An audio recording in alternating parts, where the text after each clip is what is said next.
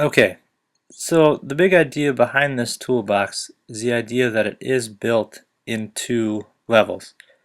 So this way, if I want to, I can stack the levels and use them as one box, or I can take them apart and use them separately if I only need to take one with me or use one at a time or something like that. With this, let's get into how I built this box.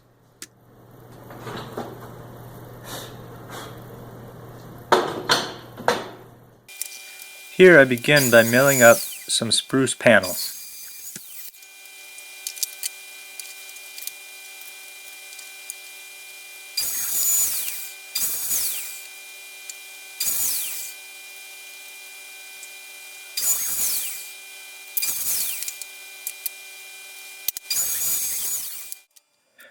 My next step was to then set up a stop block on my table saw sled to mark the endpoints of what would become my box joints, if that makes any sense to you. Then, using these endpoints, I could just nibble away the excess material using the table saw. This way I could be sure that the opposing pieces of my box would have matching box joints. Now I'll transfer my joints using a pencil. And while I'm doing this, I really like to work the graphite of the pencil into the corner of the joint so it almost takes the shape of that corner, making for a really accurate transfer. Then it's just back to making another series of passes at the table saw.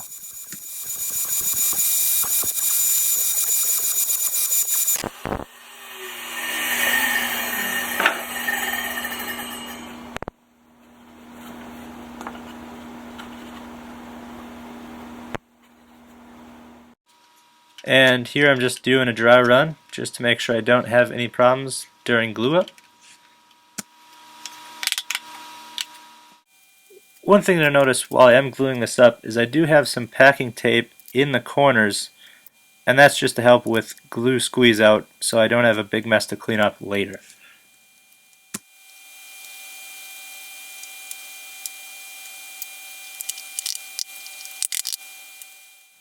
And now just to pull everything in tight using some clamps and a hammer.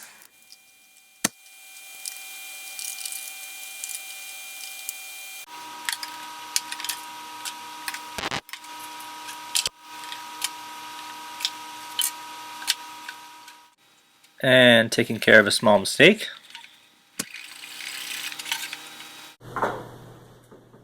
Despite my best efforts while clamping this box up, it did come out a little not flat. So I'm going to try to remedy this using a small block plane.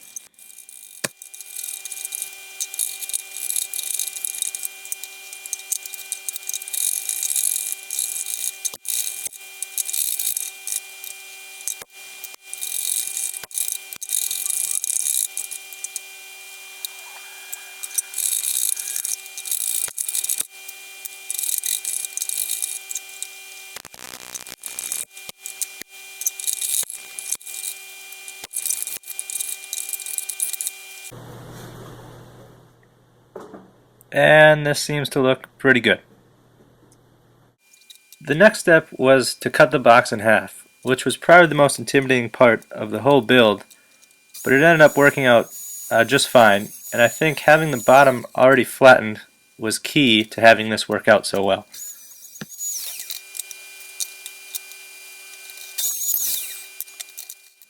And now I'm just cutting out some bottoms for each box.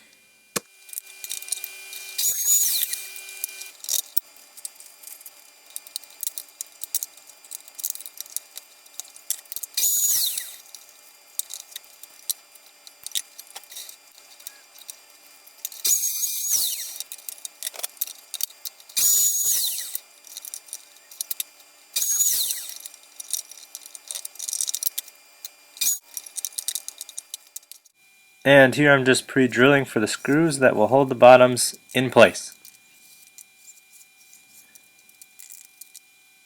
And now adding a little bit of glue.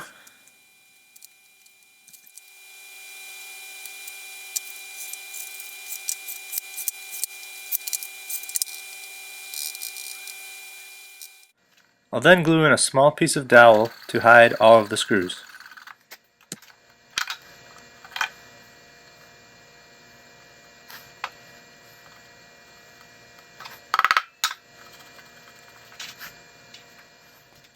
Now I begin to flush everything up and make it look pretty using my black plane and orbital sander.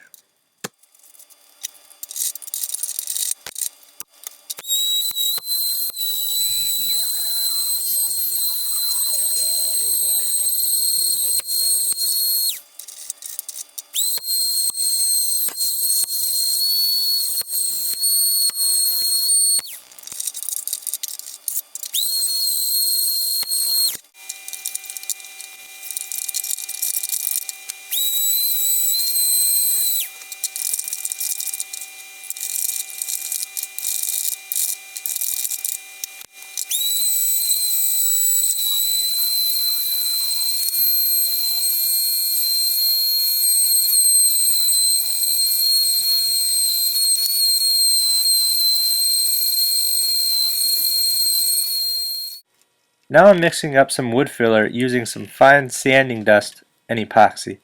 The thought being that these two things, when mixed and cured, would dry to a similar color as the rest of the box when simply sprayed with a coat of lacquer. And it actually did come out pretty close.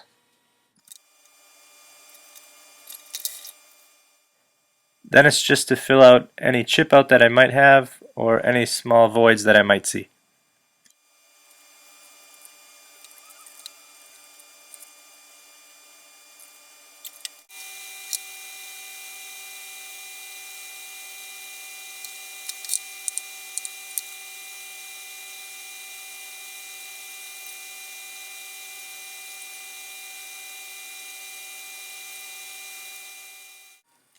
Now I'm just drilling out the holes for the handles using a small piece of wood as a backer block to prevent tear out.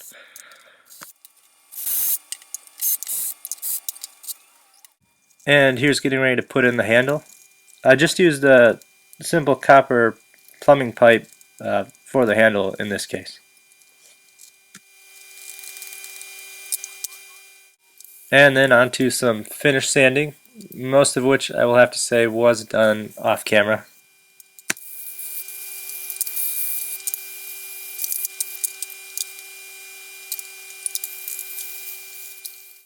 And then it's onto some small feet which the top box will sit on and help to align it onto the bottom box.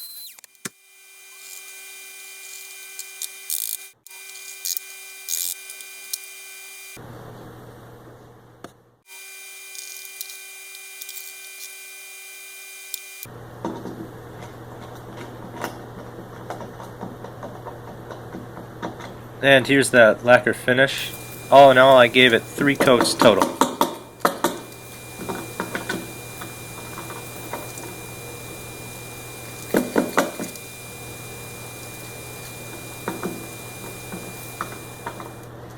Then, after the finish has cured, some paste wax and some 4-0 steel wool really help to even it out and give it a nice soft feel.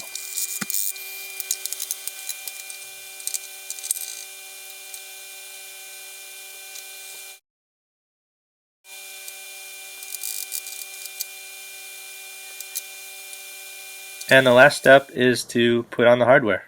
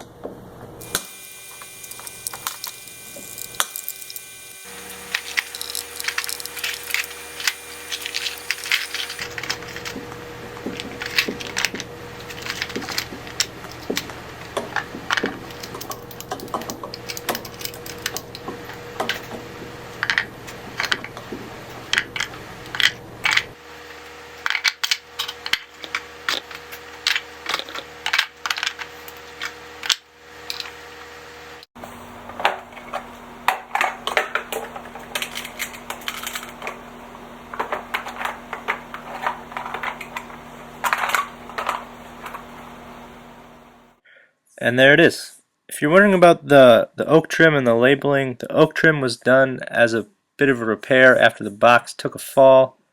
If you're wondering about the labeling, I'll put a link in the description of a video on how to do that.